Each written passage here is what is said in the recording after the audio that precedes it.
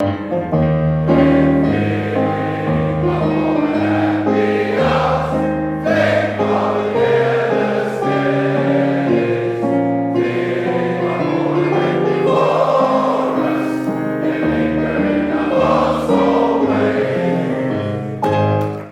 evening, everybody. It is me once again, your host, Ndodomachele, and welcome to another episode of the OMU podcast. And I am coming all the way from the bush, and this is very important. This is very important information because the person that we're going to be talking about has decided to adopt a different lifestyle, and they're calling it a nomadic lifestyle. So we're going to find out a bit more about this gentleman that I'm talking about. But before we do that, let me give you a brief profile of some of the stuff that he's done. So after school, he left and he went and started a music career. He's been doing music for the past 30 years. He's also got a YouTube channel. And if you don't know who he is, you can follow his channel. I will ask him to plug his channel because we are on YouTube and we are a community and he's an old Murite too. So it's going to be nice to be talking to somebody who is in the same field that we are on, in the same platform as well. So I'm excited for this interview because I'll be talking to somebody that's in my line of work. So adventure, tourism, and just exploring South Africa and the wild as a whole. But guys, please do not forget to like and subscribe our page. We are also available all over social media. So you can go onto LinkedIn. We're there for all the professional guys. For the younger crowd, we are also on Instagram as well as Facebook. We are the Old Murite Union over there. So enough of the talking. Let's get into the interview. So today I've got Mr. Darren Peens. Or is it Peens? Peens. Peens, okay. Mr. Kruti would kill me for that one. But anyway. So how's it going, Darren? I'm doing fantastic, man. Yeah, life's good. It tends to be that way when you follow your heart. You kind of wake up in the morning and feels like Christmas every day. So life is good, thanks. And how you doing? I'm doing very well, man. It's raining here. Yeah, I'm currently on the south coast of KwaZulu-Natal. It's raining here too, so it Oh. looks like it's the whole country. Which part? Which part of the South Coast? Margate, Port So Edward. quite close. We are just before Margate at a place called St. Michael's, Shelley Beach. Oh, Shelley Beach. I was in Shelley Beach actually a couple of weeks ago. But anyway. Oh, really? Eh? Yeah, I was Wish I'd known. Wish I'd known. So we could have actually done this live if we had known, actually. But anyway, it is what it is. Exactly. Okay, so Yeah. I want to start easy. You are traveling all over South Africa right now, but I want to know, where did it start from you? Where did you attend primary school and where are you from? So originally from Durban, and then I guess my mom and dad traveled a lot as well.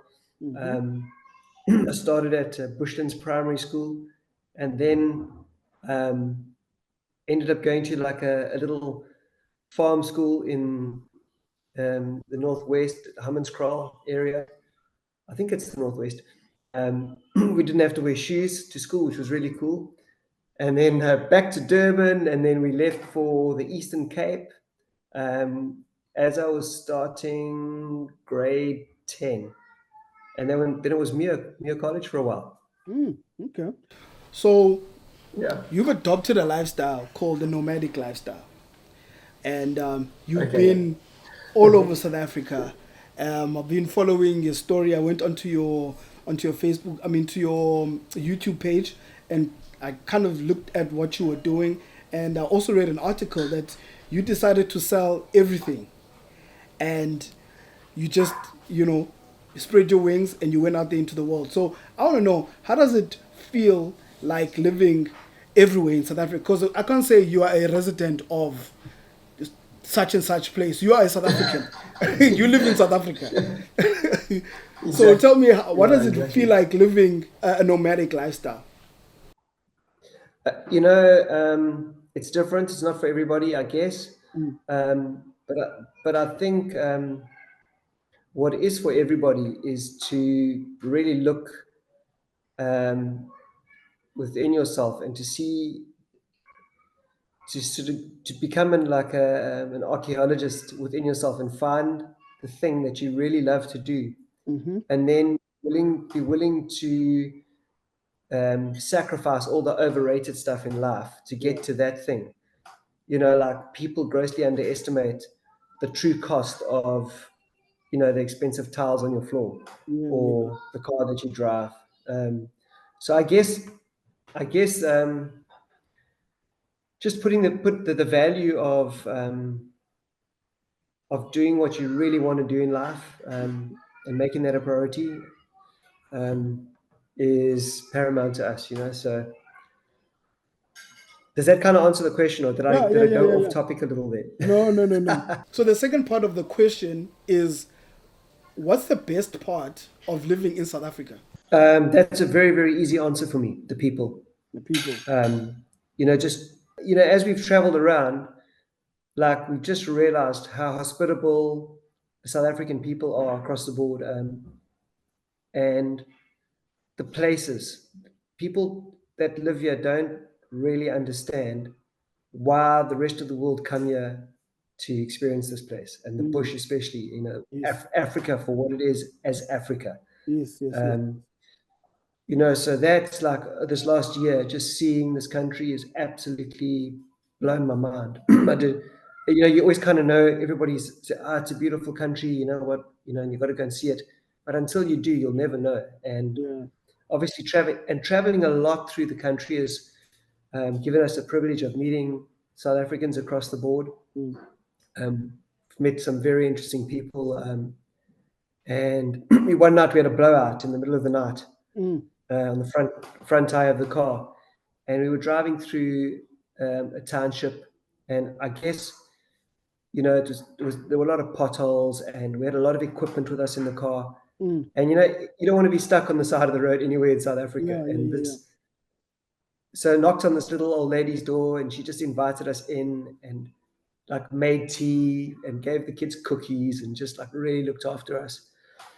So we've just had crazy experiences with the people and the place, you know. So I guess, but the people, to answer your question. Yeah. All right. So tell us what you did. I mean, I'm sure you've done a lot of things, but if you'd give us maybe the best part of your leaving school, what have you done? What's the best thing you've done after leaving school?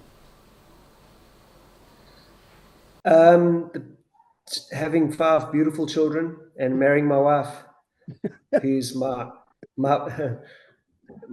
partner, and as a musician, she's an incredible songwriter and artist, and we travel together. And so we're just very fortunate to have a crazy good relationship. So I guess my family is my best achievement since I left school. Cool. So can you share a memory from your time at Muir College? There's so many. You know, I was at the hostel, so the guys got up to mischief, you know, going into the kitchen in the middle of the night, stealing food, making toast when we were young teenagers and still very hungry. Not that they didn't feed us properly, but yeah, I guess one memory I had of the hostel was, if the senior guys, you know, sort of didn't like something you did, they would make you a sandwich, but it would have everything on it. Like, you know, marmite, jam, peanut butter, polony, whatever was going.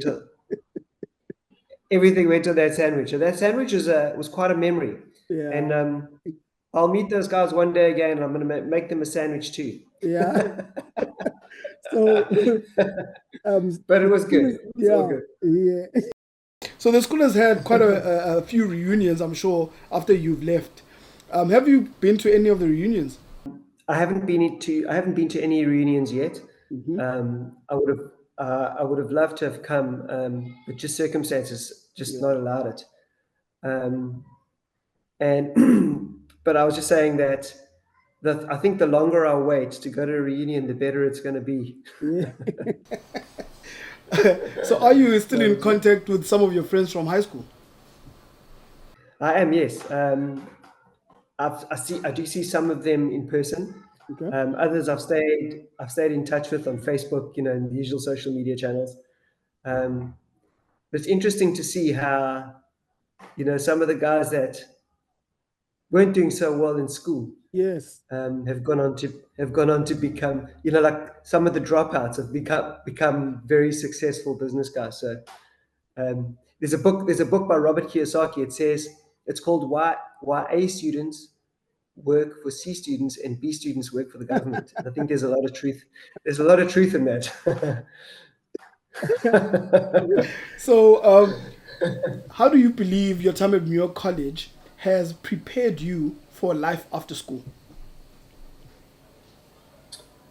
I guess it just taught me discipline. Being in hostel, you weren't allowed to just do what you want when you want. So yeah, it kind of prepared me like that. And I had really good teachers, and you know, they were good men. And I think the good men are becoming more and more of a scarcity. So Yeah. so I was fortunate to be mentored by some good guys. I think the common thing or common theme here is discipline that everybody has been talking about since I've been doing the podcast. And I think it's something that is being echoed, and I think it's something that's very important. So I'm glad to hear that again being reinstated. So my next question is what Yeah. life lessons would you like to share? So sorry again, what life lessons would I like to share? Yes. Um, it would have to be that you need to really, and I don't just say this as lip service. It's something that I do in my life actively, and that is to follow what you really want to do. Life's too short. I know it's a cliche, but it's not a trial run. So you have to really do what you want to do, and sometimes it feels like there's a wall, but it's an eggshell wall. Just Mm, kick it down and really follow what you want to do. The world's gone nuts, hmm. so you might as well just do what you want to do. There's no point in doing something else. And that's not to say that you know it might be that you work in that hardware shop for 5 years to get to what you want to do. I'm not saying be irresponsible, but there's there's just such an immense amount of joy and when you wake up in the morning you're doing what you love to do. So yeah, that would be my a very like a surface version of my life advice. So anything you've done in your life, like a crazy thing that you've done in your life that not many or not many old boys know. You said this interview was 30 minutes long. Just one crazy thing that you've done that your eyes don't know. I think my whole life since I left, I was about to say. my whole life since I've left school has been a crazy thing that I've done. um, I haven't followed any of the norms really. So yeah, I've just sorry, say again. Okay, so I mean, let's just mention one. Okay, Okay. I ended up in the Middle East in Bahrain. Mm. My wife and I got invited there by the Crown Prince, Oh. and we worked in. He built a studio for Michael Jackson, and we ended up working there for like 5 days, and it was just the most crazy experience to just be on that side of the fence, if you know what I mean. Like Yeah. just amazing. We spent 5 days filming some of our songs, and we stayed on this little island, and we just had we had jet skis and little sailing boats, and the king's chef catered that cooked for us. Mm. So they might not know that, but there's been other mad things, that have But that that have one takes the unfolded cake. by. Well, I don't know. We spent a month in New York recording an album. Mm. That was also pretty amazing. Um, I've gone over to Saint Helena Island in the South Atlantic to make films 3 times. Mm. They've been, and that's through just like following my nose, Yeah. and not not following safety and security, not safety, but not necessarily putting security first, which is, I think, is relative, but just following my nose and really doing what I want to chase down. So yeah, it's been a wild ride, man. Yeah. And it's still continuing, I'm sure. It's just getting started. Just getting started. Just getting started, really. So we're reaching the end of the interview. I would like to ask you, what last words would you like to impart to anybody that's watching this podcast? I think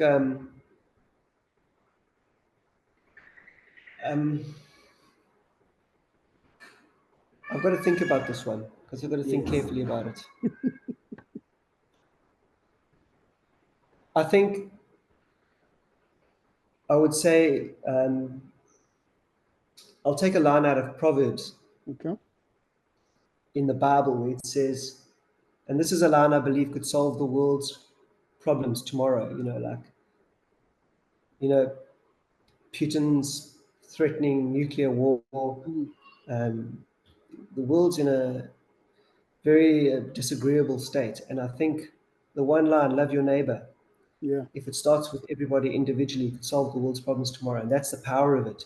It's just one line, never mind the rest. So, yeah, I guess that's my line. Cool. Love your neighbor. Love your neighbor. Darren, thank you very much for joining us on this episode. It was very, very full of gremlins. But I guess, that's the beauty of using technology and experiencing these things. It makes it more real and more authentic. So thank you very much for taking some time off your day and having this chat with us. Yeah, thank you so much for your time, and big up to all the old Murites. I look forward to seeing you guys again, and it was an honor and a privilege to go to such a good school. I was fortunate. Thank you very much. Thanks a lot, man. Cheers.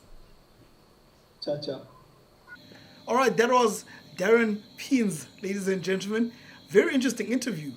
Very adventurous guy. And I like the fact that he has sort of, taken the opposite route that most people would take in life. And his approach is to live each day like it's your last day. I think he never said it, but I'm just thinking that's the approach that he has. Very interesting to see somebody just deciding to pack up their lives and just go on a long road trip and just make their life a road trip. So guys, remember, man, we are on our social media pages. So that is LinkedIn, that is Facebook, and we'd like you to also like and subscribe on our YouTube channel so that you can be notified about the episodes that we're uploading every second Wednesday of the month. So with that said, from your host, Ncedo Machele, and the rest of the OMU team, I'd like to say Nick Pluribus Impar. I'll see you next time. Cheers.